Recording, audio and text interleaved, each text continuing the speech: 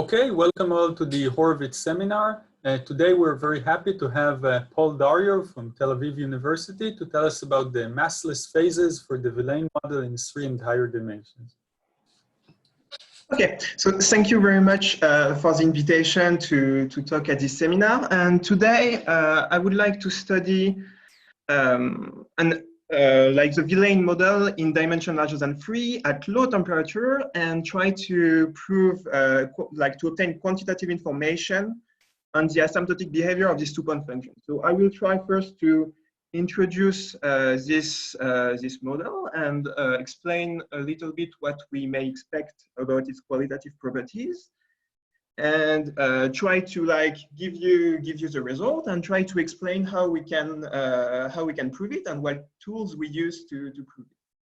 So before I start, let me just mention that this is a joint work with Wei Wu from the University of Warwick. Okay, sorry. Okay, so let's start. So we are going to consider a class of models from statistical physics, which are called Abelian spin models. And the idea is we are going to take a lattice. And in our case, it's always going to be ZD in dimension larger than 3. Anyway, and for each point of this lattice, we are going to assign a spin which takes value, which takes value in some Abelian group. So there is a variety of such models, like the I-think model, where your spin takes value in +1, -1. The two, the XY model and the Villain model, where the spin takes value into the circle, and the Villain model will be the one which we are interested in today. So then clock model, Abelian X model, Abelian lattice gauge theory, and etc., etc. Okay, so let me start with the definition of the standard XY model. So we are going to fix a dimension D, and for now we are only going to assume that it's larger than 1. And we are going to take lambda, a subset of ZD, which we are going to assume that it's bounded for now. And as I said, to each point lambda to each point J here of lambda, I'm going to assign a spin, which is an element of the circle. And I can parameterize this spin by its angle. And in that case, I'm going to have cosinus of theta J and sine of theta J. I'm going to look at the set of configurations, that is to say functions from lambda to the circle. I'm going to put a measure on this thing. So to this end, I fix beta, which is going to be my inverse temperature parameter. And I'm going to play with this thing, like increase or reduce the temperature. And I'm going to say that the probability of a configuration is exponential beta. And I'm going to take the sum over all the possible neighbors of the scalar product between two spins. And then I'm going to integrate over all the possible set of configurations.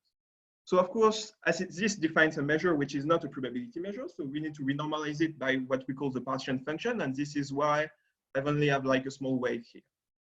So the scalar product, when you look at the angle parametrization, you can write it like cosine of the difference of the two angles. Okay. So these models are used to model liquid helium, magnetic insulators, and superconductors. So they are used in the physics literature. And I would like to address a question right now, which is the question of the definition of all these models in infinite volume. And for everything that I'm going to say, the infinite volume limit is well defined. So I'm not going to focus too much on the questions on how do I move from finite volume to infinite volume, etc. In the case of the XY model, the infinite volume is well defined, and this is a few names which are associated to this result. It's Ginzburg, Brikmont, Fontaine-Landau, Messager, Miracle-Soulet, and Pfister. Okay. So now I would like to define the model which we are going to be interested in, which is the Villain model, which is a toy model for the XY model. And the idea is the following. I'm going to look at the low temperature phase. So my inverse temperature beta is going to be very large compared to 1. And in that case, I can consider this function, exponential beta cosine of the difference of two angles -1. And what we see is that if the difference of the two angles is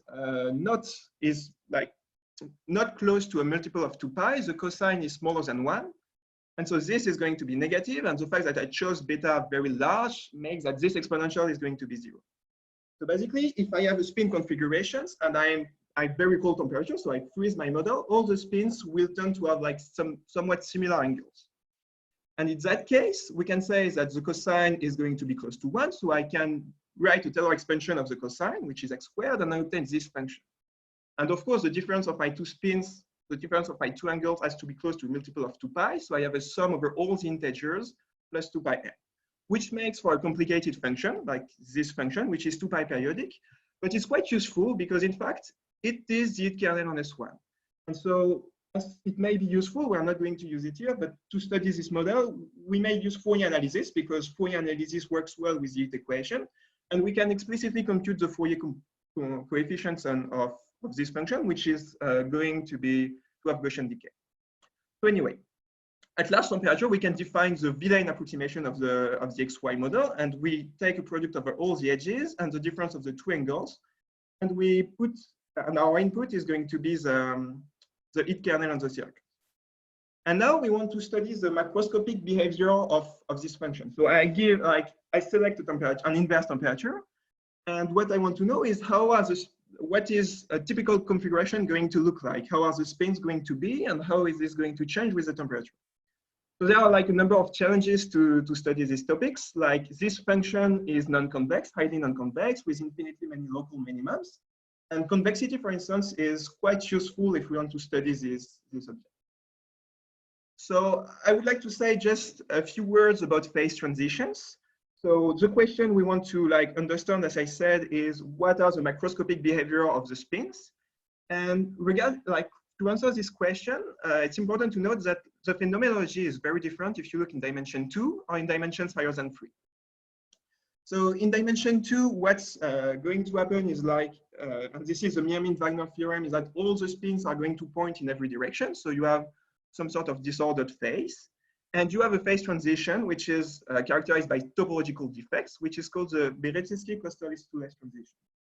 So dimension 2 is different from dimensions 3 and above, and I'm not going to be interested in dimension 2. So for this specific regime, I'm going to refer to the talk of Christophe Garbon a few weeks ago in this seminar.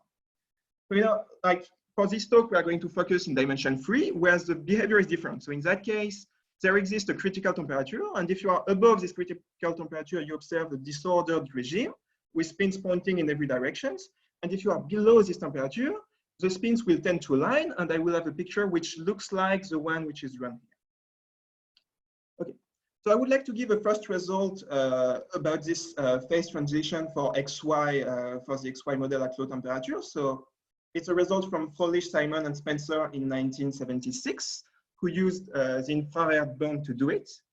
And what they managed to prove is that if you take dimension d larger than 3, and you define the following long-range parameters, so you take a point x, you take the scalar product between the spin S0 and Sx, you look at the expectation of this thing, and you take the limit x goes to infinity. So I'm not going to insist on the fact that the limit is well defined, but it is. And then what we can prove is that this constant is larger than 1 minus 2 times g of 0. G of 0 is going to be the discrete Green's function on the lattice Z3, which is well defined and bounded, and divided by beta. Since this depends only on the dimension, if you take beta large, it is strictly larger than 0. So it tells you that if you take your inverse temperature large enough, which means taking your temperature low enough, then your two spins will tend to align. Like the scalar product will be something which is strictly positive. And what we are going to be interested in this talk is, can we say something more precise on the asymptotic behavior of this quantity? And I'm specifically going to look at this function, which we call the two-point function. Paul, a question. Here, the infinite volume limit that you consider, is it with periodic boundary conditions, say? No, you put the spins, you put a fixed direction for each spins on the box, and you send this thing to infinity. But then it is not the result of Fröhlich, Simon, and Spencer. It's not exactly this one. I saw it's a theorem 3.1, I think. Maybe I just misread the thing. Okay, it is there. So they, in the infrared bound paper, they are able to derive things on the Dirichlet boundary conditions as well, you say? Yes, I think so. Yeah, all right, thanks. But I need to check, but I saw this result. It's 3.1. Okay, anyway. Thank you.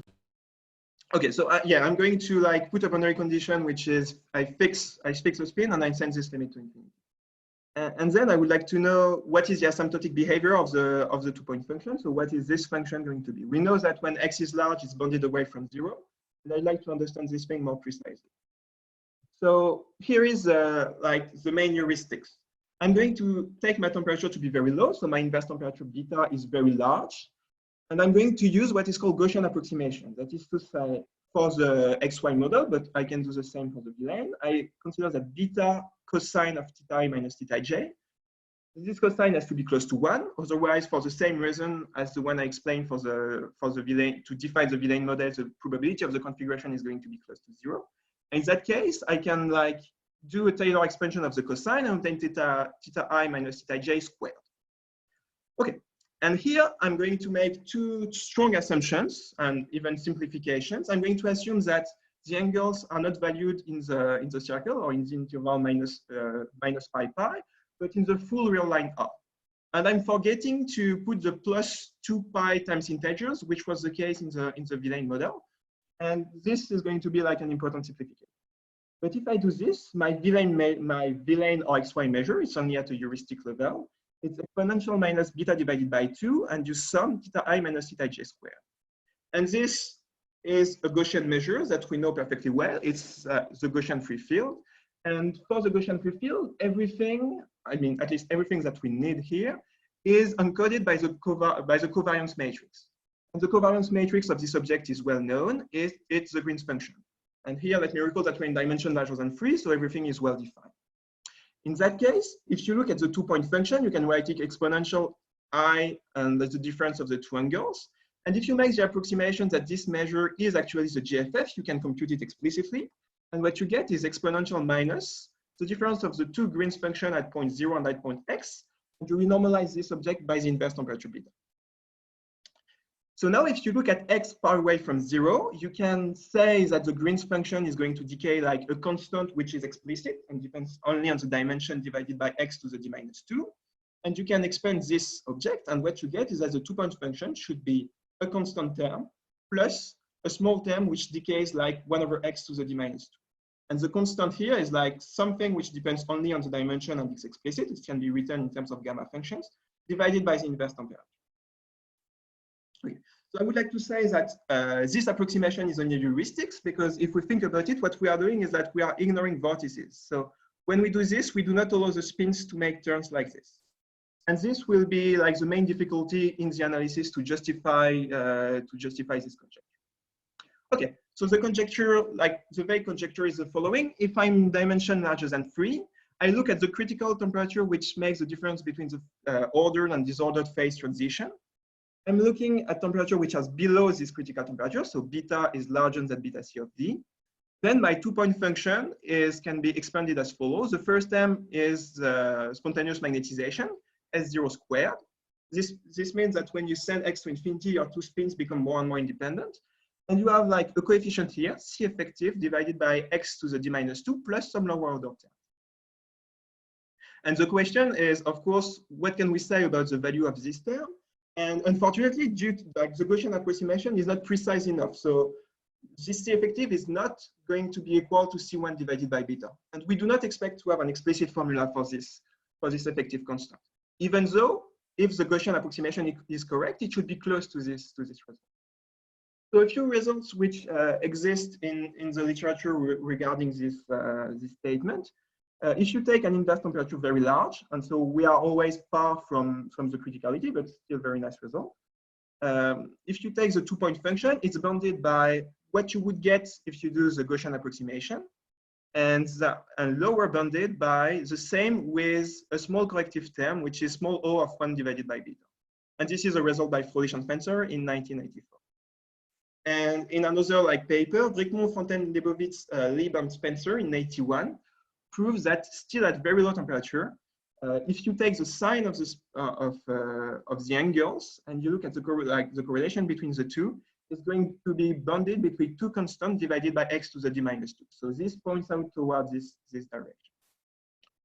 So the result I'd like to talk about today, which was obtained with Wei Wu, is the following. So if I take the villain model, I'm going to be in dimensions 3 and higher. And in the rest of the talk, I'm only going to be about dimension 3. I take a very large temperature, then there exists a constant C effective, which depends on D and beta, and an exponent alpha, which depends only on the dimensions, so that your 2-point function has this expansion. So the first term is the spontaneous magnetizations for the villain model at low temperature. and you have this corrective term, C effective divided by x to the d minus 2. And you have a lower order term for which we have an algebraic rate of convergence, or some small exponent alpha. As I said before, the constant C effective is not expected to be equal to the constant C1 divided by beta, which we obtained in the Gaussian approximation.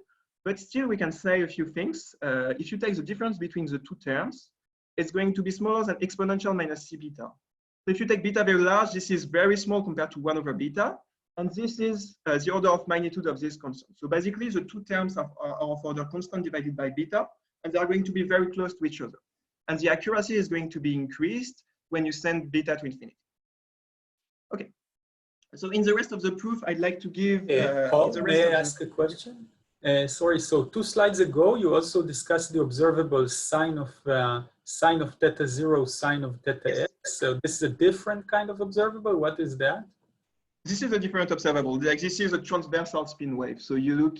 Transversal because you assume that they are ordered along the x-axis. Yes. Theta 0 is typically around 0. This is the yes. order you have? Theta of 0 should be typically of order 0. I order this thing this way. Oh, okay. So it's that infinite volume limit. Okay, I see. And your results also comment on this type of behavior? Yeah, we can do it also with a modification of the proof. Yeah. Okay, thank you very much. Okay, so in the rest of the talk, I'd like to give a few elements of like the strategy of the proof, and we can essentially try to break it into 3 parts. And I will try to explain for each part, like give a few elements of what we did. So. Okay, we start from the Villain model, and our objective is to obtain quantitative expansion of the 2-point function. So the first thing that I'm going to do is take the Villain model and map it to a Coulomb gas model. And for this, yes? Well, sorry to pause you. There is a question in the chat by Christoph. Christoph, perhaps you want to just unmute yourself and ask.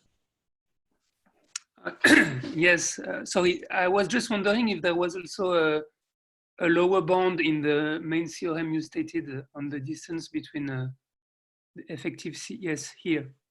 A lower bound, sorry? Yes. Do you also have a lower bound exponentially decaying in e to the minus? It's in absolute value. I know, but do you know that this absolute value? No. Right now we don't know exactly. No. Okay. Yeah, sorry, we don't. We have only 0 bound. Okay, thank you.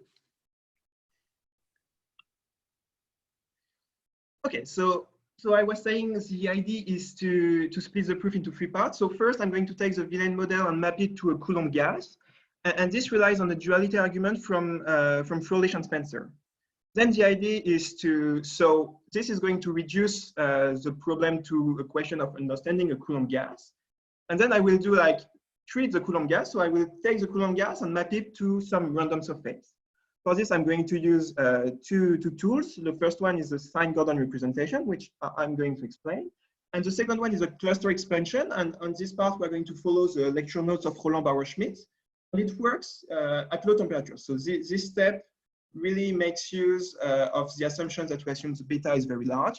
So there are other steps in the proof where we use it, but this one is one of the crucial ones. And so the last step, so we have proved that to understand the Villain model, it's enough to understand the random surface. And so the last step is like, how do we understand the random surface? And to this, we are going to use quantitative homogenization. And to be slightly more specific, we are going to combine 2 sets of tools. The first one is the Helffer-Sjöstrand equation, which was introduced by Naddaf and Spencer in '98 to understand the scaling limit of a class of uniformly convex random surfaces, which is the discrete Ginzburg-Landau model. And we are going to combine this thing with the tools of the quantitative theory of stochastic homogenization, which has been recently developed. So to say just a word about it, this started in 2011 with the works of Antoine Gloria, Felix Soto, Julian Fischer, Stefan Neukamp, and their collaborators. And in my case, we are going to rely on the techniques of Armstrong, Kuusi and Mourrat, which started and their collaborators, which started in 2014 and like up to approximately now. Okay, So I'd like to start with the first part. So we start from the Villain model, and we want to obtain a Coulomb gas. So the strategy of the argument will be the following. We are going to try to prove that the Villain model can be decomposed into two parts: a Gaussian free field and a Coulomb gas. So the Gaussian free field will be the one from the Gaussian approximation. And in that case, since we can compute everything explicitly, it's not going to be a problem. So this term will be easy to handle. And we will have a Coulomb gas, which takes into account the vortices that I mentioned a few slides ago. It's going to be very small because the Gaussian approximation is a good approximation, but still it accounts for a non-trivial error. And it's going to be what we want to study quantitatively. So to do this first step, I need to introduce a few objects. So, and a few like differential operators. So I need to consider functions. So I'm going to be in Z3, and I'm like a function is just a function for Z3 to R. So this is fairly simple. And I need to define the gradient of a function, which is going to take an h. And given an h e, you look at the two endpoints of the h, and you send f of x minus f of y. So it's valued in R. And the second class of objects that I need to consider are vector fields and discrete vector fields. So for these objects, I have two possibilities which are completely equivalent. The first one is to define to see them as a function defined on the edges of Z3 and valued in R. So typically the gradient is a vector field, which is what we want to have from the continuous setting. Or I can see it as a function defined on Z3 and valued in R3. And the strategy to go from the first one to the second one is if you have a function defined on the edges, you take a point x. To a point x, you associate the three edges, E1, E2, E3 of the orthonormal basis. And you say f of x is going to the value, first coordinate is going to the value of the edge E1, second coordinate value of the edge E2, and third coordinate value of the edge E3. And I can like use the two equivalently, so I may switch from one to another in the two. I need to also define a few standard differential operators. So the gradient, which was defined on the previous slides, which takes a function and sets you a vector field. The divergence, which is a formal adjoint of the gradient. So it takes you a vector field and sends you a function. The curl operator, and here I'm using the dimension 3 explicitly, which takes you a vector field and sends you a vector field. And finally, the Laplacian. So the Laplacian can be used as a dual nature, so you can use it on functions. If you take a function f, you define Laplacian of f to be sum over the y the vertices I, y, which are connected to x of f of y minus f of x, which is a standard definition. And you can also use it on vector fields. And for vector fields, you can use the coordinate definition. So you look at the three coordinates, and you are going to take the Laplacian on each one of the three coordinates, since each of the three coordinates is a function. So I can use both. And then the strategy is going to do the following. So I would like to record a few properties. So first, divergence of the curl is always equal to 0. This is the standard identity. And what I'm going to use is the Helmholtz-Hodge decomposition. So what does this tell you? It tells you that if you take a vector field, you can in L2, you can decompose it into two terms. One which is a potential field, gradient of phi, gradient of a function, and a vector field which is divergence free. So I'm going to use some sort of rule about the colors. So as I said, our goal is to decompose Villain into a Gaussian free field and a Coulomb gas. And everything which is going to be in blue is this slide, and the next one will be the terms which gives you the Gaussian free field. And everything which is going to be in red will be the terms which give you the Coulomb gas. And since it will be useful, we actually have an explicit formula for this vector psi. And what you do is you take V, you take the curl operator twice, and you invert the Laplacian in this. It makes for like slightly complicated formula, but it works well. Okay, so then what do we do? So we start from the Villain model, and here I started from the partition function of the Villain model. So I have this product on the edges, and I have this heat kernel on the circle S1. So the first strategy is to commute this sum with the product over the edges. And when we do this, we change the nature of this thing. So it was a sum over the integers. It's going to be a sum over all the vector fields which are integer values. So now I have this sum here, and then I'm going to put the product inside the exponential, simply using that the product of the exponential is the exponential of the sum. So this is going to be useful because now I have a sum over the integer valued vector field. I have exponential, and here I have the L2 scalar product between this gradient of theta, which is a potential field, and M, which is a vector field. And of course, the idea will be to use the Helmholtz-Hodge decomposition to decompose this object. And on this slide, we are really using the specificity of the Villain model. Okay, so the idea is to split the sum into vortex charge. So what I'm going to say is summing over all the integer valued vector field. It's like summing over the vector field with specified curl. So I'm going to call the curl Q. And then I'm going to sum over all the possible curls. And for this, I'm going to simply use that it must satisfy divergence of Q is equal to 0, which simply comes from the fact that divergence of curl is equal to 0. And the strategy is to use the Helmholtz-Hodge decomposition. So if I take a vector field V with some specified curl, I can decompose it into gradient of phi, and this is going to be over the functions minus the divergence free term, which is completely explicit, which is Laplacian minus 1 of curl of Q. And of course, like this is going to give me the Gaussian free field, and this is going to give me the Coulomb gas. So then what are we going to do? So we have the sum over all the possible integer valued vector fields of this object. And I'm going to decompose it into two terms and use that the Helmholtz-Hodge decomposition is orthogonal in L2, and this is the L2 scalar product. So basically, essentially, what we obtain is a sum over here. So I have an angle here, and phi, which is integer valued because this one is integer valued. So this will belong to minus pi pi, and this will belong to 2 pi times integers. So when I resum these things, this is going to give me explicitly the Gaussian free field. And I get a term which is going to give me the Coulomb gas, and which takes into account the vortices of the field. So once I have this, I can like finish the computations relatively simply. And I get that the partition function of Villain can be split into a Gaussian free field and a Coulomb gas. So this is the first step, which gives me the factorization. And so now what we want to do, of course, is study the Coulomb gas, because as we said, we can do explicit computation on this term. So for this, I'm going to take the Coulomb gas and try to map it to a random surface. So the idea would be, the objective of the argument, which follows again the lecture notes of Bauerschmidt, will be to say that to understand the macroscopic behavior of my Coulomb gas, I need to understand a complicated observable, which I will write and try to explain what it means without getting into too much technicities, under like a measure mu beta. And mu beta will be also quite complicated vector valued random surface.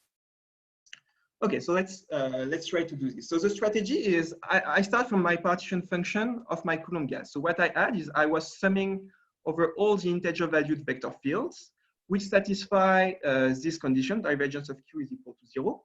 So now, since we think of this object as a Coulomb gas, we may think of Q as a charge. And this condition is like a local neutrality condition. So it tells you that you have a locally neutral Coulomb gas, and you have this exponential of Q Laplacian minus 1Q.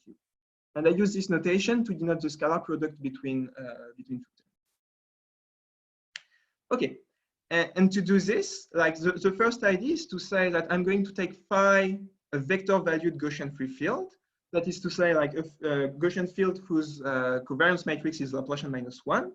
And in that case, I can rewrite this term as an expectation over the phi being the GFF, or exponential 2i pi beta 1 half Q tested against phi, which is by definition of the Gaussian field. So this works for the partition function, but we can do explicitly the same for the 2-point function, because this is what we want to study. And if we do this, we can decompose the partition function, the 2-point function of the Villain model into two terms. A term which is a GFF, exponential I phi of 0 minus phi of x, which is explicitly computable. And this term in which I'm interested.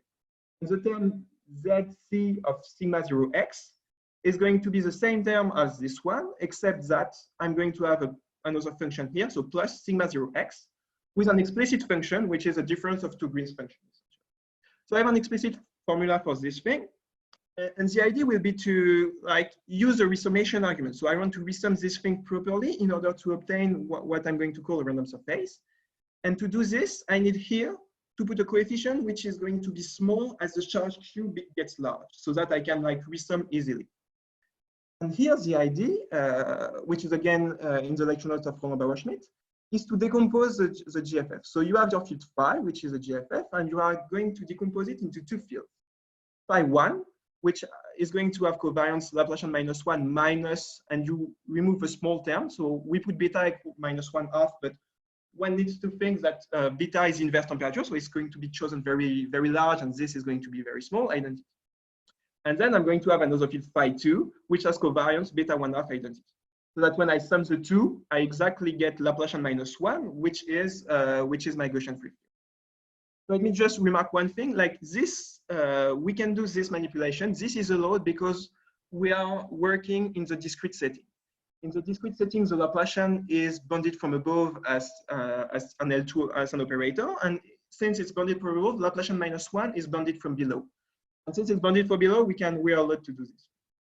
So anyway, phi 1 and phi 2 are two Gaussian fields. And if I plug this new definition into my function zc sigma 0x, what I get is like, I can put a term here, which is going to be exponential minus pi squared beta 1/2 QQ, which is the scalar product of the charge with itself. And here I'm taking the expectation over the field phi 1 of the same term.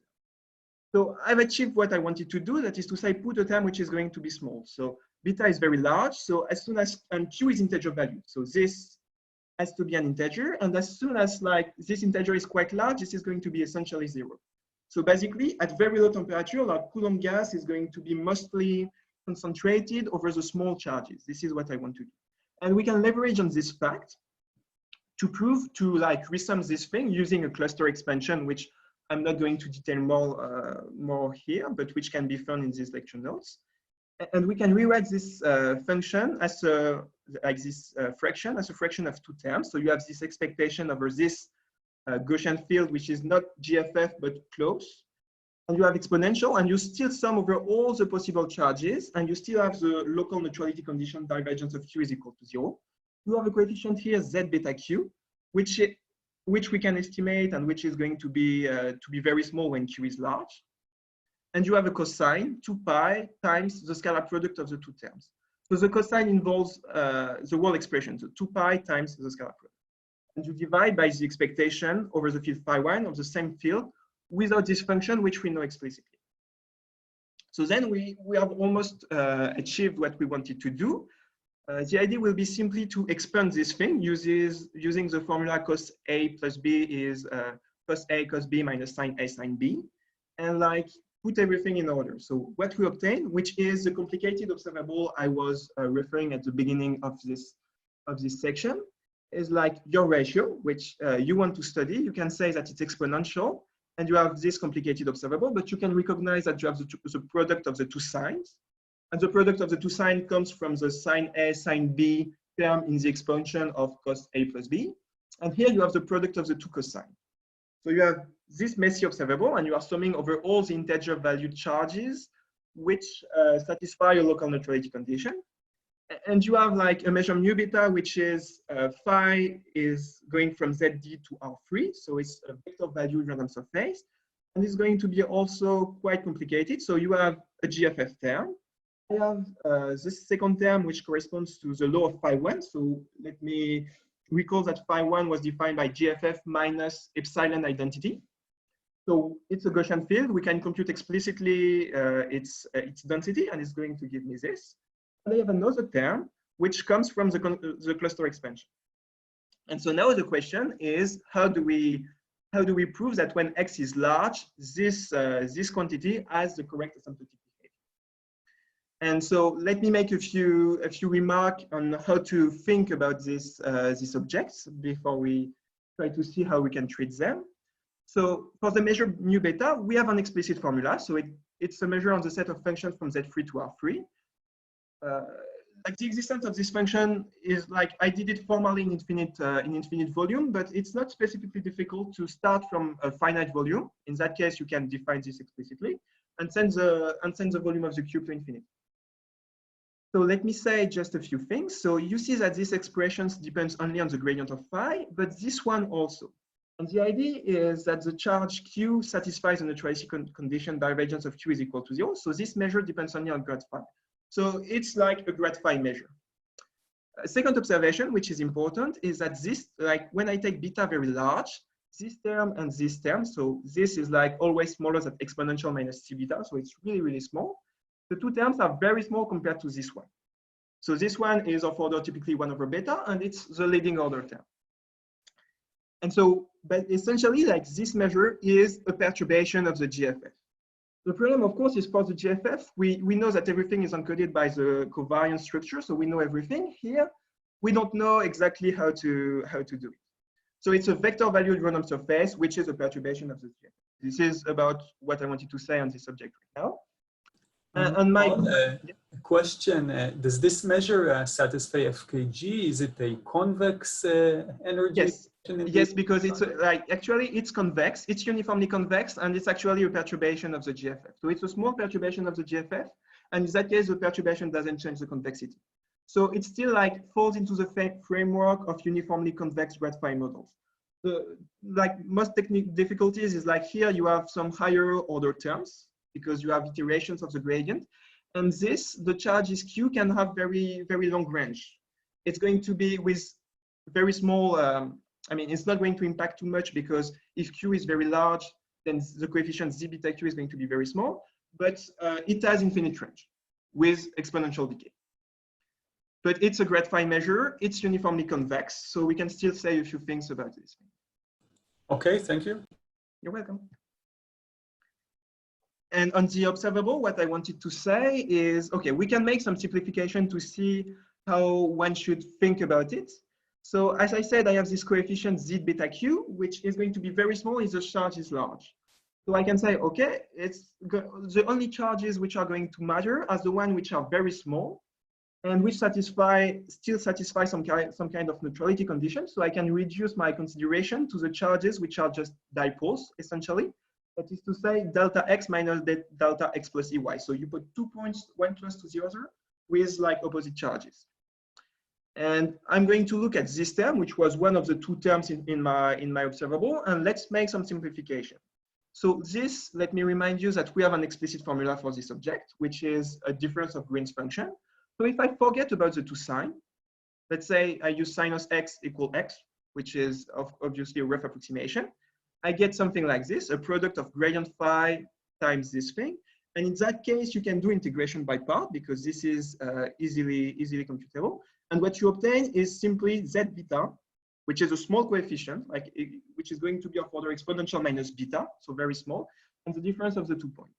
So this is essentially how one should think of this observable. Like this complicated observable is a complicated proxy for phi of 0 minus phi of x. But of course, it cannot be like, it can be reduced heuristically, but when you want to do the computation, it becomes quite complicated. So now, how do we need to think of this thing? So mu beta was a perturbation of a GFF. So let us assume that it is really a GFF. In that case, I have my 2-point function for Bilane. It is this term which comes from the GFF times this term which comes from this from the Coulomb gas and the random surfaces, which I have drastically simplified. So I have assumed that mu beta is really a GFF and that my observable is just phi of 0 minus phi of x. In that case, you can again do explicit computations and you obtain this expansion. So you obtain exactly what you want. But of course, the constants C1 and C2 are not the correct ones. There will be like a small correction on this. And another thing that I wanted to say is when you do this, the coefficient that you obtain is the C1 divided by beta, which comes from the Gaussian approximation. And this is always going to be a small perturbation of this object. And the reason is that because the coefficient Z of beta is always smaller than exponential minus C beta. And this is why we can always say that the effective constant minus C1 divided by beta is going to be of order exponential minus C beta. But as Christophe was asking, we don't have a good control on the lower bound on this object right now. So we cannot get a lower bound on the effective constant minus C1 divided by beta. Okay, so let me give you a brief summary of what we did before we try to understand the properties of this random surface, which is what we made. So the first step of the argument was a duality argument. And you say that your Bilane model, to understand it, you can write it as a Gaussian free field times the Coulomb gas. The Coulomb gas, and so you need to understand what the Coulomb gas is doing. By applying Sine-Gordon representation and the cluster expansion, you start from the Coulomb gas, and you can write it as a complicated observable under a measure mu beta, which is a complicated vector-valued random surface, which is uniformly convex. And even stronger in our situation, it's a small perturbation of the Gaussian free field. And so we need to study how this is going to affect the large-scale behavior of this object. So now what we want to do, what we have reduced the problem to, is to understand the Villain model and the asymptotic behavior of the two-point function of the Villain model. What we need to do is understand the large-scale behavior of the random surface. And this is what I'm going to try to explain in the final slides. So to do this, what we did is we combined this Helffer-Sjöstrand equation and the tools of quantitative stochastic homogenization. So now, from now on, I'm going to only focus on the question, how do we study quantitatively the large-scale behavior of a random surface with some uniformly convex potential? Okay, so I'm going to forget a little bit about the complicated random surface that I had, because it was like it had iterated gradients, so it was higher order, and it has also this sum over the charges, which makes it infinite range. So we are going to consider a simpler model, which is going to make mostly a technical difference. Like the ideas are the same, the technicalities will be different. So I wanted to insist on the strategies in this argument, so I decided to focus on the grad phi model. So here is what we are going to do. We consider the space, my probability space will be omega, will be the set of functions from ZD to R, and it's an infinite dimensional vector space. On this space, I'm going to define a measure mu by the formula exponential minus sum over the edges V of gradient phi. And V is a function from R to R, which is C2, and which I'm going to assume is uniformly convex. So that is the second derivative exists, it's a continuous function, and it's bounded from above and below by two parameters. So first, if we want to define this thing rigorously, but I said that I was not specifically focused on this thing, but we need to do this in finite volume. In that case, this formula makes perfect sense, and send the size of the cube to infinity. And we can prove that the infinite volume exists in dimension larger than 3, and this one done almost 20 years ago, a bit more than 20 years ago, by Fröhlich and Spoon. In the case of the Gaussian free field, what we have is v of x is equal to x squared. But in that case, there is like this drastic simplification, which is that everything is encoded by the covariance structure of the field, and so we can compute everything.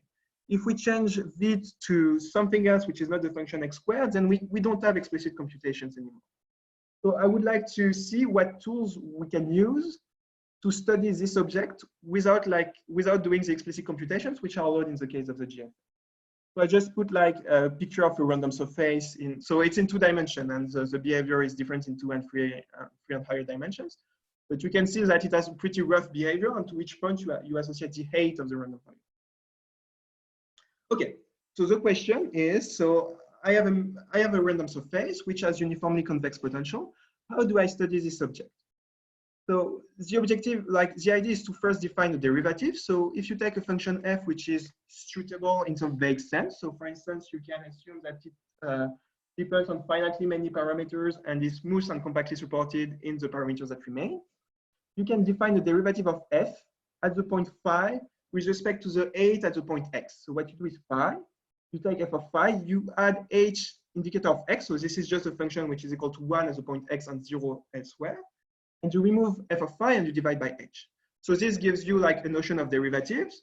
You can define it for like smooth functions, for instance, and then you can extend it and define a sober space h1 of mu. So this was done, for instance, by Naddaf and Spencer.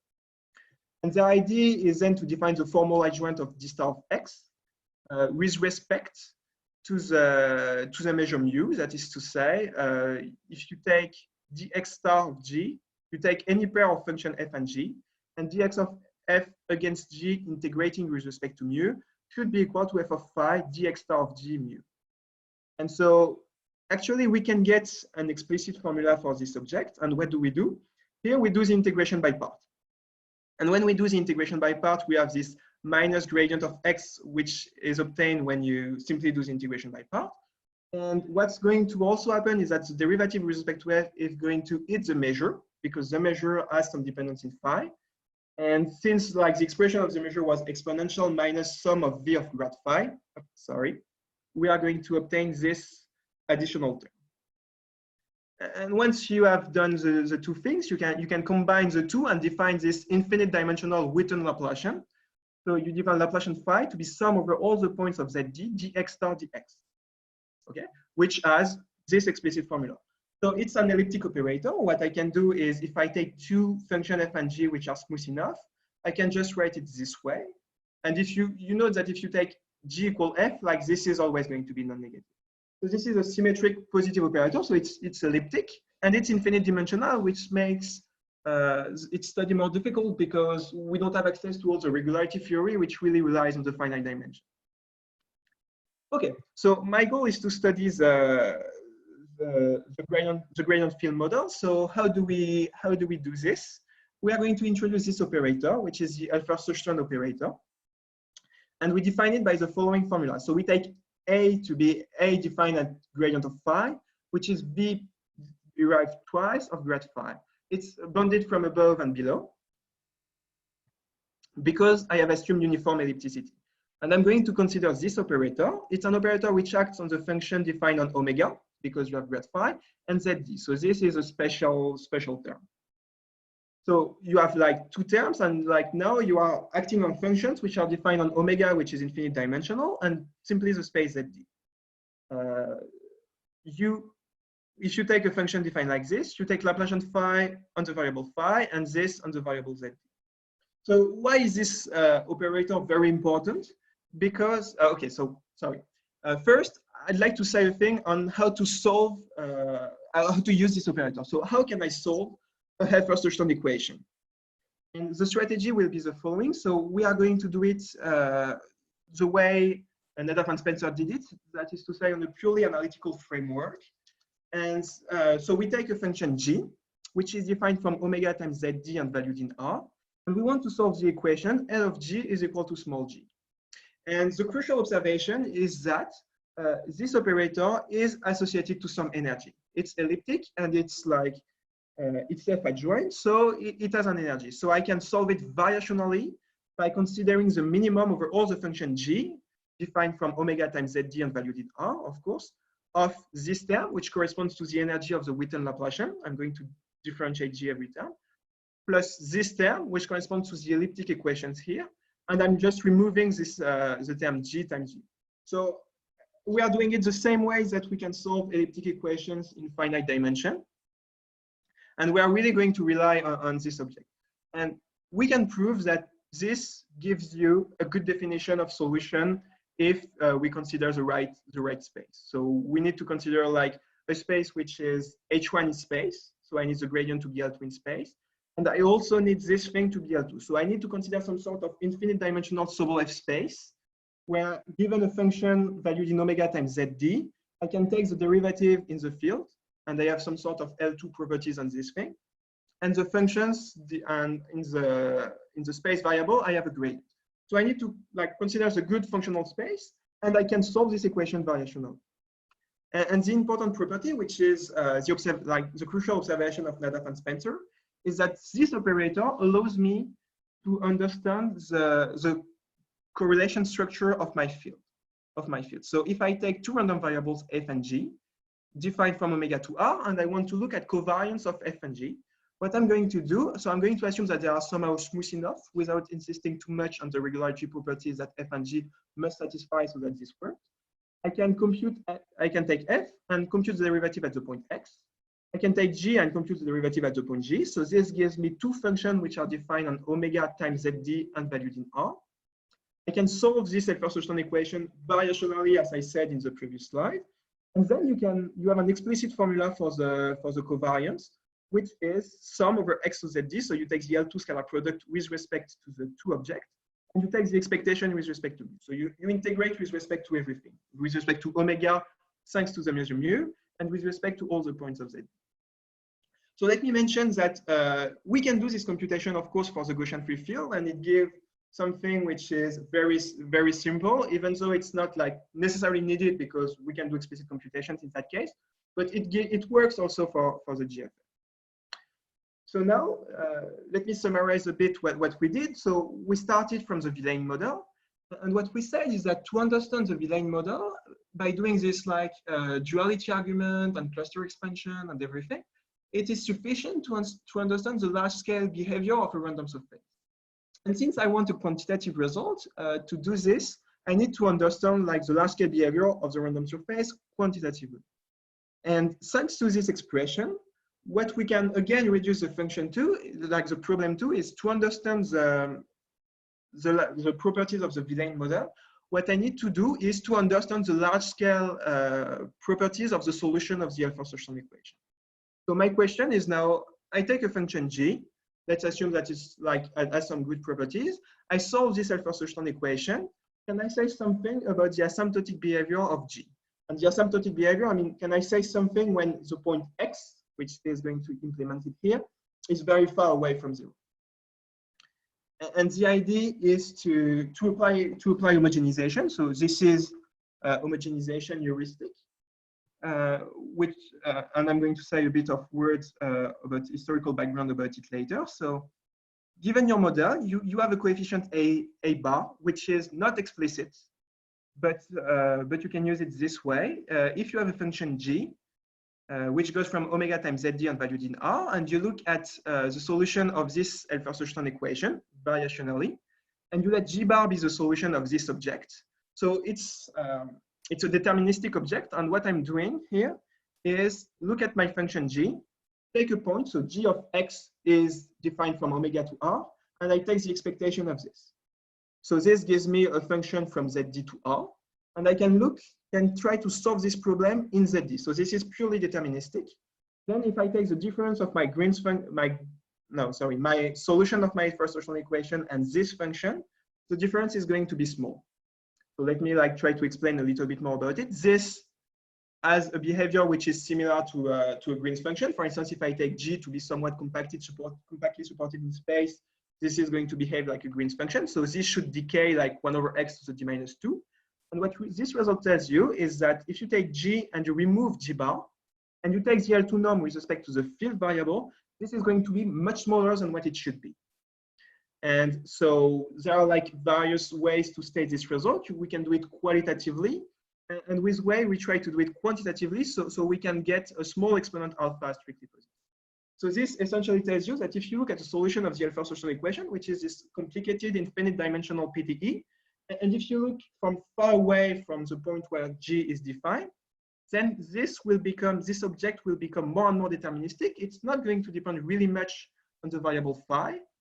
And I can understand how close it's going to be from this deterministic function. So this program was first done quantitatively by Naddaf and Spencer, who used this thing to prove the scaling limit of this grad phi model that I am mentioning. There is a more probabilistic approach of Giacomin, Ola, and Spohn, who proves the scaling limit of the full space-time dynamic. So this approach is a bit different from what I presented because it relies on a random walk representation. So we look at this equation from a dynamical perspective, and we can map it to a problem of random walk in random environment. Here I was doing it in a more analytical framework, so really trying to solve the Helffer-Sjöstrand variationally and then to apply tools from quantitative homogenization to this object. And this is in the spirit of what was done by Armstrong and Wu. So Scott Armstrong and Wei Wu published a paper in last September where they treat this grad phi model and applies the beginning of the theory of quantitative homogenization to this model, and they were able to prove C2 regularity of the surface tension. So in our case, in the case of the Villain model, we had to treat a number of technical difficulties.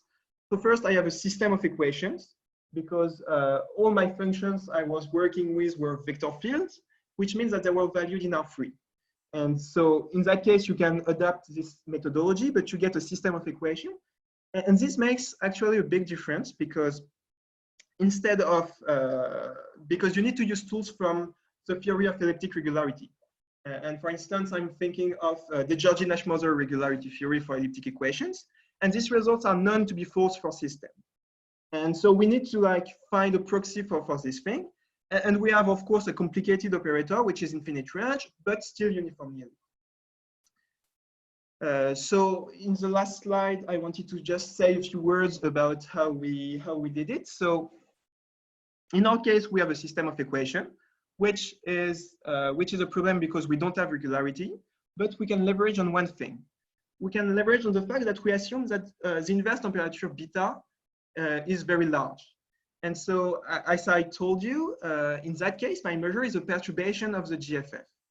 And if you look at the Helffer-Sjöstrand equation associated to my model, I'm going to get something like this: 1/2 beta delta, which corresponds to the GFF part. This is what you get when you try to look at the Helffer-Sjöstrand equation for the GFF, and you have a small perturbative operator, which is complicated. Like it involves, it's high dimension, like it involves higher degrees of higher order derivatives and is infinite range, but it's small. And so in that case, what we can actually do is use tools from regularity theory, and in particular Schauder regularity theory, which tells you that for this operator, it's only the Laplacian, so it's known that we have regularity. We have very strong regularity results. And for perturbation of the Laplacian, we can still obtain regularity results, because we can say that every solution of the equation, of this equation, or even more specifically, like of the Helffer-Sjöstrand equation associated to my random surface, is well approximated by something which has regularity, and so we can obtain regularity property. Then what we did is to use like some form of quantitative ergodic theorem and like define some subadditive energy quantities in the spirit of Armstrong, Kuusi, Mourrat, and Armstrong Wu. And we used one last idea that we needed to use is that to prove quantitative homogenization results, we need to have some sort of mixing condition on the underlying coefficient fields. Like an homogenization result is similar to a law of large numbers somehow, and you need to have independent random variables if you want to apply the law of large numbers. So here I also need to prove that actually my field has some mixing properties and enough mixing properties so that I can apply homogenization. And for this, we used some tool which appeared in a paper of Spencer and Coulomb in 2011, which is a second order Helffer-Sjöstrand equation. And the idea is just you take the Helffer-Sjöstrand equation and you apply the differential to this thing, and you obtain a second order equation which is nice, which has good properties, and which allow you to quantify the properties of it. So this was like a little bit trying to give a map of the technicalities that we have to face after giving the general ideas of the problem. I will finish with a few open questions that we may want to treat. So the massive scaling limit. So first it would be interesting to do it for xy, of course, in dimension higher than 3, because we use the specificity of the Villain model in a few places in the proof, and it would be interesting to do it for xy.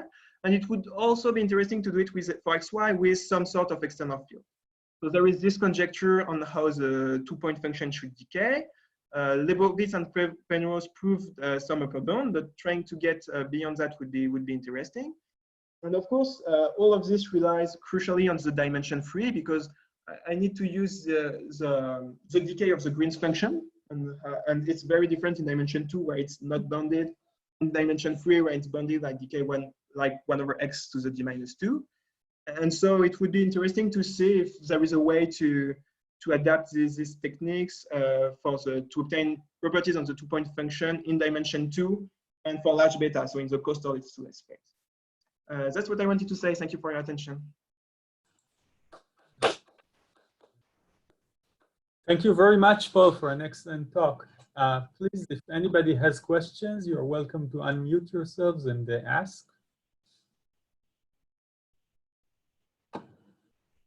Maybe I'll start with a question. This, I guess, I should know the answer, but just checking. There's no chance to use this mechanism for the non-Abelian spin-ON models, for the spin-O3 model, or? Yeah, it seems I haven't tried, but I would say that it's going to be difficult. So if we can like find some sort of renormalization to a random surface, then we can try to apply all this mechanism to, so every model which can be mapped to a random surface, we may have a chance to do it. To homogenize, sure. But if we cannot do it, then it's going to be more difficult. I can imagine. And let me ask also about the two-dimensional case. So where do you use the 3 dimensions? I guess you used in various places, but one place was when you subtracted 1 over square root beta times the identity from the inverse Laplacian. Yes. Where are the crucial points? It's also crucially used somewhere like, so I will try to explain it the best I can. Yeah. Okay, so here's the condition that I have on my neutrality of my charges. It's a local condition. It's like divergence of Q is equal to 0. Yes. When you do this in dimension 2, because you can do some like this renormalization ID, the condition that you get is that the sum overall, like the space that you consider, if it's a cube, if you do it in finite volume, it's a cube, the sum, like the average value of your charges should be 0. So it's a global condition. Yes. And this is like really, really bad in the cluster expansion. Like the fact that the condition here is local is very specific to dimension 3 and higher. And in dimension 2, it's going to be like quite more difficult. I see. And then we use it to get the decay of the Green's function also, and to get like this decomposition also what we did. I mean, like many places where it's used. Any other questions, please? Maybe I have a vague one, if I may. Yes, of course. Yes, of course.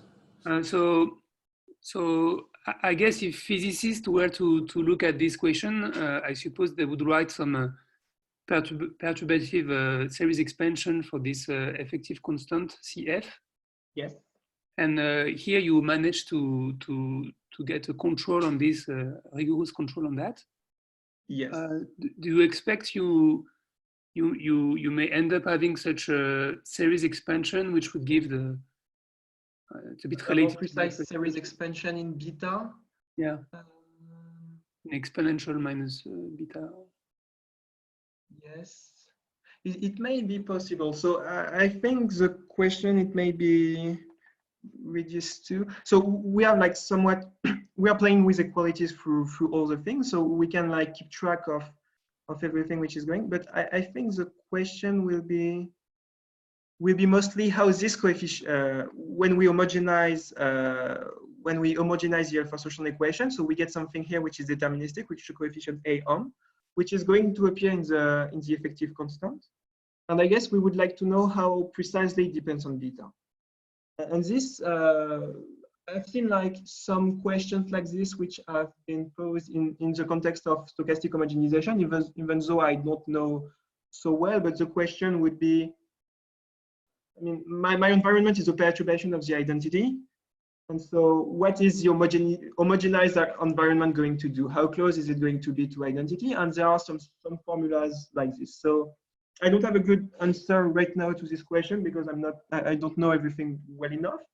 But I would try to like say that we need to understand what this coefficient is doing as a function of beta. And if we can do this and manage to like find a good expansion, maybe there is a way to get like more precise asymptotics of this effective constant as a function of beta. Okay, thanks, and thanks for the great talk, by the way.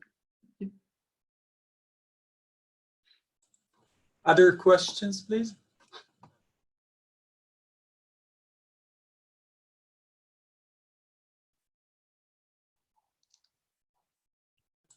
Okay, if no other questions, I'll end the recording here, but we can stay a few minutes. Those who want to talk to Paul and talk to each other, you're very welcome to stay.